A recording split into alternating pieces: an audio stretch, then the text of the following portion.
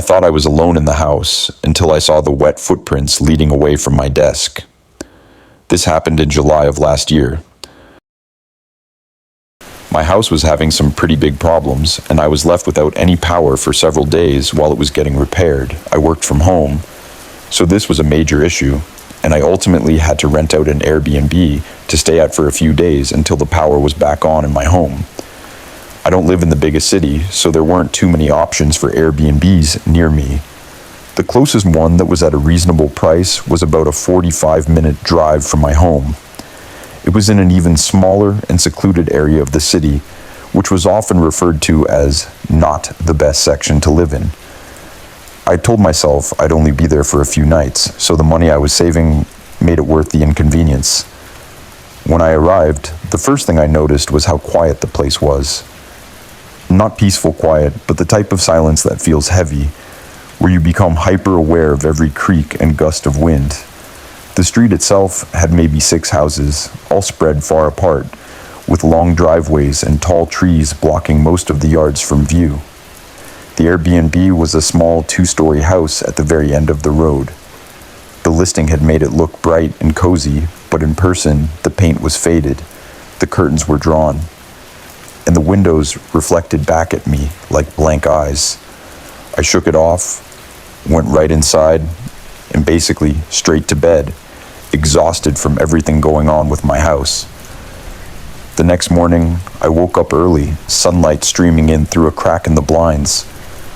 I tried to convince myself it wasn't so bad. The inside was clean enough, though it felt like no one had lived there in a while. I made coffee, unpacked my laptop, and set up a makeshift workspace at the desk in the corner of the living room. Just before I had to start work, though, there was a knock at the door. It startled me. The sound was sharp in the silence of the house. I froze for a moment, debating whether or not to open it, because it wasn't even my house. Thinking it might be the host or maybe a neighbor introducing themselves, I cautiously walked over and checked. Standing on the porch was a man, maybe in his early 30s, tall, lean, and covered in tattoos that snaked up his neck and down his arms. He didn't look like an Airbnb host, or even like a salesman.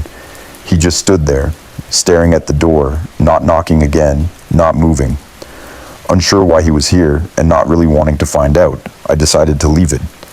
I walked away from the door, my pulse quick, and sat back down at my desk. I kept glancing at the window, half expecting him to circle around and look inside. After a few minutes, I convinced myself it wasn't a big deal and tried to focus on work. I had several meetings and a mountain of work to catch up on from the past few days without power. The hours passed quickly, and I don't think I left the desk until almost 8 p.m. Even then, I considered going back to work, but figured I should eat first. I drove out, picked up some dinner, and came back. I had barely sat down to eat when there was another knock at the door. My stomach dropped. I already knew who it would be before I even checked. And sure enough, through the peephole, I saw that same man standing there again. Only this time it was darker, and the porch light cast long shadows across his face, making his expression unreadable. What could he possibly want from me this late in the day? A part of me thought maybe I should open the door, ask what he wanted, try to get some clarity, but a stronger part of me told me not to. Instead, I walked away from the door and forced myself to eat, though every bite felt heavy. 30 minutes later, sometime after 11, I tried to distract myself with work again. I put my headphones in, trying to drown out the unease. The clicking of the keyboard and the sound of my coworkers' voices on late-night calls were the only things grounding me. Eventually, around midnight, I realized how dark the house had gotten. My laptop was the only light in the room. When I finally closed it, silence pressed in again. I stretched, rubbed my eyes, and flicked on the front hallway light. That's when I froze. Leading down the front hallway were faint but unmistakable shoe prints. Wet, glistening under the light, as though someone had walked through rain before stepping inside. They weren't mine. My shoes were dry by the door. My throat tightened as I slowly scanned the floor. The prints trailed across the hall. weaving slightly, then headed straight toward the desk I had been working at for hours. My heart hammered. I hadn't heard anyone come in, hadn't seen anything, but the evidence was right there. Terrified, I forced myself to follow the prints with my eyes. They led down the hall and toward the back of the house. When I reached the back door, my blood ran cold. It was cracked open, swaying gently, as if someone had only just slipped inside. I wanted to believe I had forgotten to lock it, but deep down I knew that wasn't the case. My mind raced. Every instinct told me to leave, but my legs felt rooted to the spot. Then came the sound that broke me out of my paralysis. Footsteps on the stairs. Slow. Careful. Each creak of wood louder than the last in the silence of the house. I backed up, staring at the staircase, and then I saw him. The same tattooed man, peering down, his face emerging from the shadows. For a split second, he looked almost surprised to see me standing there, like he hadn't expected me to notice. But that surprise twisted quickly into rage. His eyes narrowed, his jaw clenched, and there was no emotion on his face, except for a simmering anger that chilled me to the bone. I opened my mouth to say something, anything, but no words came out. My chest tightened, my pulse roared in my ears, and instinct took over. I turned and sprinted through the back door, shoving it open so hard it slammed against the wall. Rain had started falling, and the backyard was slick with mud.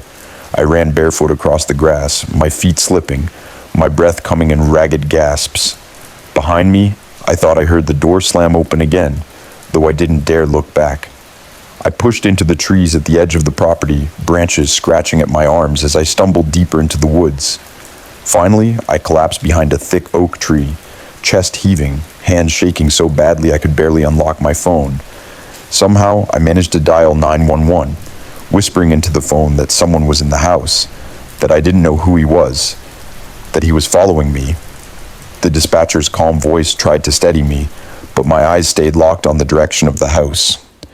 Through the gaps in the trees, I swore I saw movement near the back porch. A dark silhouette standing still in the rain, head tilted as though listening. I pressed myself tighter against the tree, praying he wouldn't come into the woods, praying the police would arrive before he did.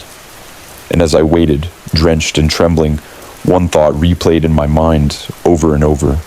I had been working at that desk for hours, completely unaware that someone had been inside the house the entire time, leaving footprints in the rain,